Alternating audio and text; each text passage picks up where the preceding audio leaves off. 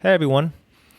So let's talk about dad died, but stepmom isn't sharing any information. So what can you do?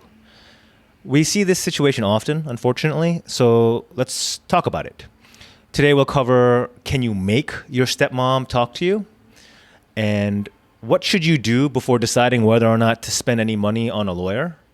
And then lastly, okay, how do you decide at what point it's worth it to start lawyering up, right? So again, we're talking about stepmom is just kind of withholding information or not sharing what's going on. Yeah. All right. So first let's talk about the family tree situation in these kind of setups. And let's just say, for example, your mom and dad were married at some point and they had you and maybe your sister. So, there's a marital family there. But eventually things didn't work out between you and your mom and dad, whatever. So they got divorced. And then your dad eventually got remarried to stepmom. So that's the situation we have now. Dad has a surviving spouse who is your stepmom and two children, you and your sis. Yeah? Okay. And then what happens next? Unfortunately, dad has passed away.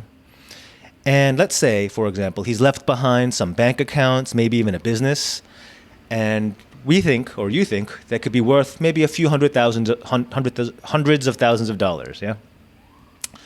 So here's the problem. Stepmom is not talking.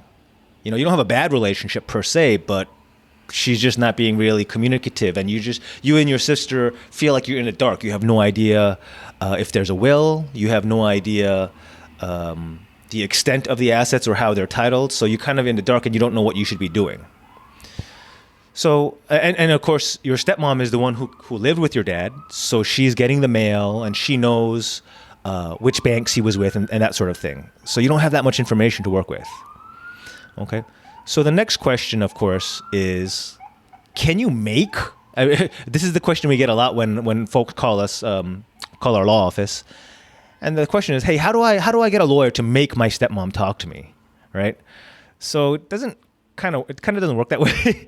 I mean, I guess here are the two options, basically. You can send threatening letters from a lawyer, and sometimes that'll shake or scare somebody into responding. And the other option is you drag them into court, meaning you file some kind of lawsuit, and we'll get into what kind of lawsuit you need to begin.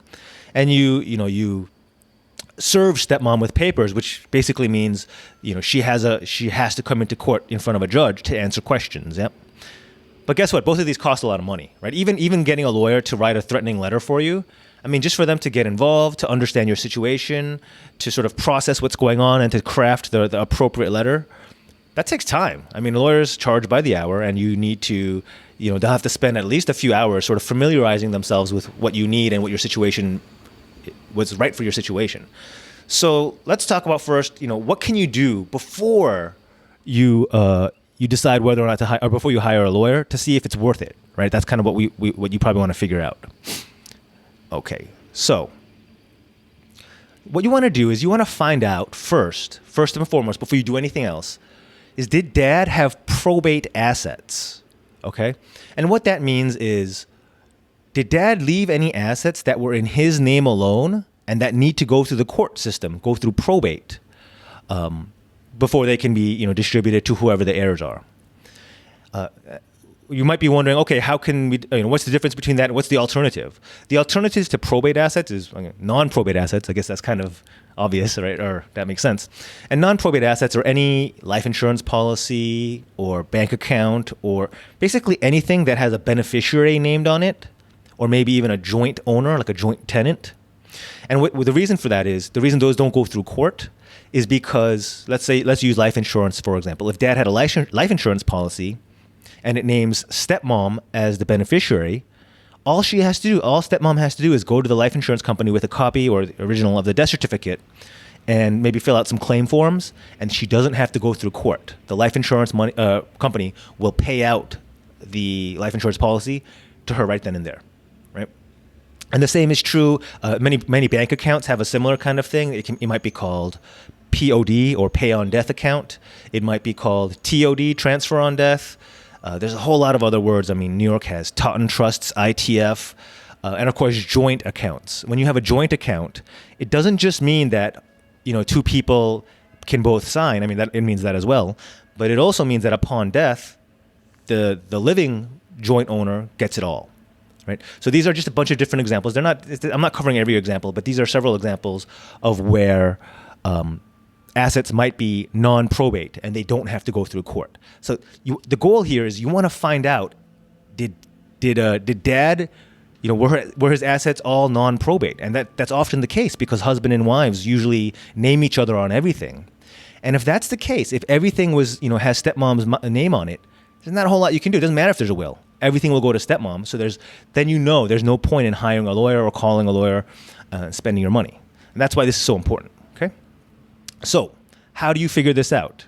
How do you find out if dad's assets were non-probate or probate if stepmom's not talking, right? So that's kind of a little bit of a catch-22. So here's how you do it. You basically, hopefully you know at least sort of the outlines of what dad owned. Maybe you know where he banked. You kind of know which life insurance company he worked with, even if you don't know exactly the agent or anything like that. If you have that information, you basically call each of those institutions. You call Chase, you call New York Life or MetLife or whatever, and you kind of beg.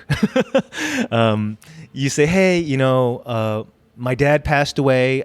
You just tell them the truth. My dad passed away. Stepmom, he remarried, and I don't really talk that well with my stepmom. She's not really sharing information. I just need to know, do I need to hire a lawyer? Because I don't want to spend a lot of money if I don't have to. Can you please just tell me, is there a named beneficiary on the account? Can you just share that? So the reason you have to beg is because they're not really supposed to share this information unless you're the named beneficiary.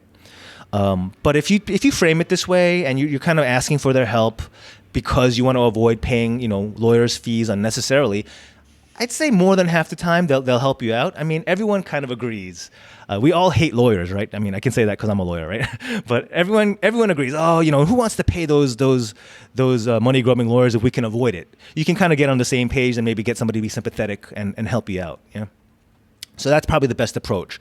Calling the bank, insurance company, whatever institution you can figure out, and kind of using a little bit of savvy, a little sweet talk, a little begging, and trying to figure out, were their assets, did they have beneficiaries or any other kind of non-probate situation or not?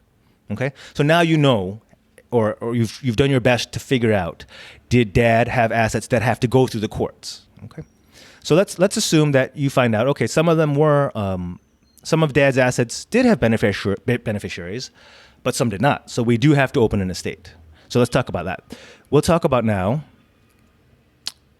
Okay, so now that we know some assets are going through the estate, let's first focus on what happens if there is no will. I want to talk about that before we talk about how to find out if stepmom is holding the will. And the reason for that is, we might discover that if there is no will, you don't get anything anyway. So again, this might be another sort of, you can make this decision can help you decide very quickly, oh, it's not worth hiring a lawyer no matter what, okay? So what happens if there's no will? New York and many other states have default inheritance laws that kick in if there's no will. And in most states, it's something along these lines. It's the first $50,000 off the top goes to the surviving spouse, to stepmom. And then whatever's left gets divided 50-50. 50% to stepmom and 50% divided equally amongst the kids. So I'll give you an example. Let's say you discover that dad had about $250,000 in probate assets, meaning bank accounts and life insurance that has to go through the estate. So take $50,000 off the top and give that to stepmom, right? So $250,000 minus $50,000, we have $200,000 left. Divide that in half. It's 100. The half of that is 100,000. So now stepmom is getting 150,000 total, 100,000 plus 50, and you and your sister are splitting the remaining $100,000 or $50,000 each. Make sense? Cool. All right. Here's why this is important. Let's say, what if the estate, or after you called all the banks and life insurance companies, you find out that the only assets that will go through court is $50,000 or less. All right. So now you know that if there is no will, it all goes to the stepmom anyway. So it's probably not worth fighting too much over. Does that make sense? Right? Or even if it's $75,000 or $80,000, first 50 goes to stepmom. Let's use 80,000. So now there's 30,000 left, 15,000 to you and your sister. But a lot of things come off the top: lawyer's fees, funeral bill, any unpaid taxes, things like that. So if all that's coming off the top, you might not be even getting that much. So again, you need to factor that in when you decide, do I need to pay this lawyer $3,000, $5,000, $10,000 to battle my stepmom to whatever, because it might not be worth it. Also, default inheritance laws, if there's no will, your stepmom will in all likelihood be the executor, meaning the person in charge of your dad's estate. And the only way around this is if she decides not to, like voluntarily resigns, or if she has some major problems, like she's a felon or she's a non-U.S. citizen who doesn't live in the state. So there are some exceptions, but in most cases, the surviving spouse, in this case stepmom, will be in charge of the estate, your dad's estate.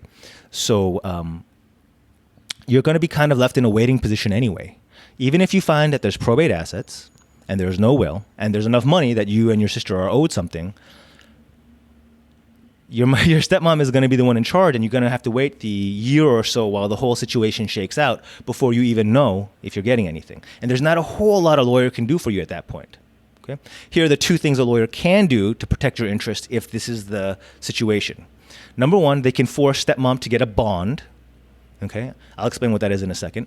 And number two, a lawyer can be sort of a monitor and make the stepmom understand that there's experienced eyes watching the situation, and that sometimes makes the stepmom or executor a little bit more, what's the word I'm thinking of?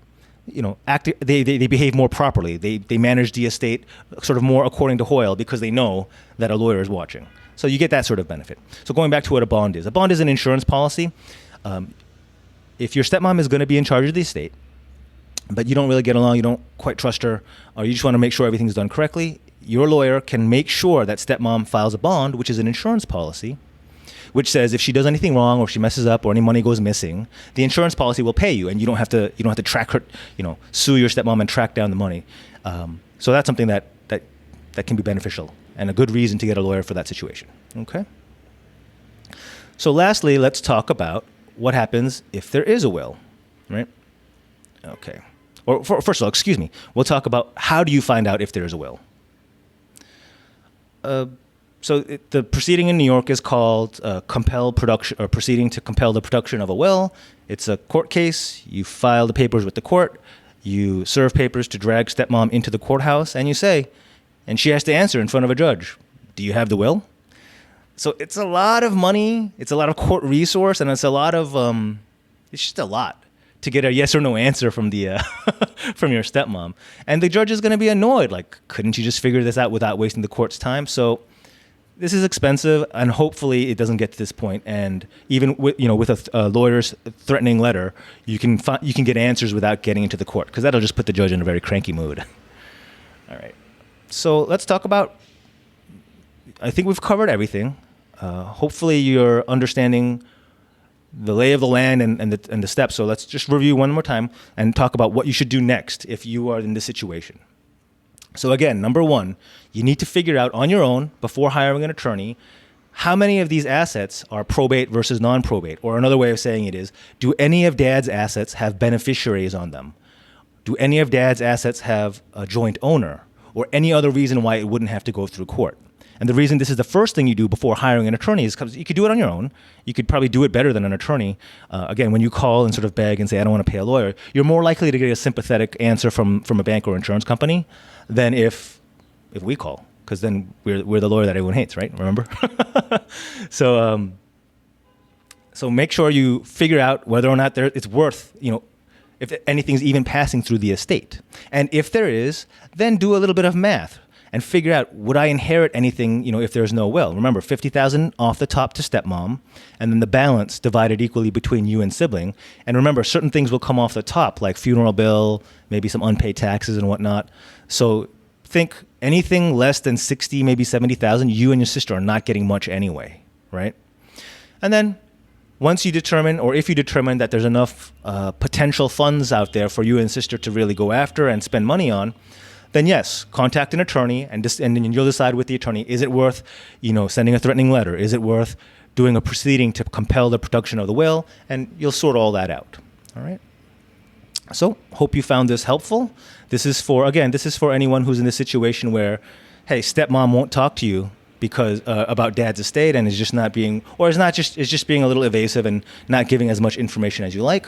We get this question all the time, so we decided to record this to hopefully help anybody who's in this sort of sticky situation.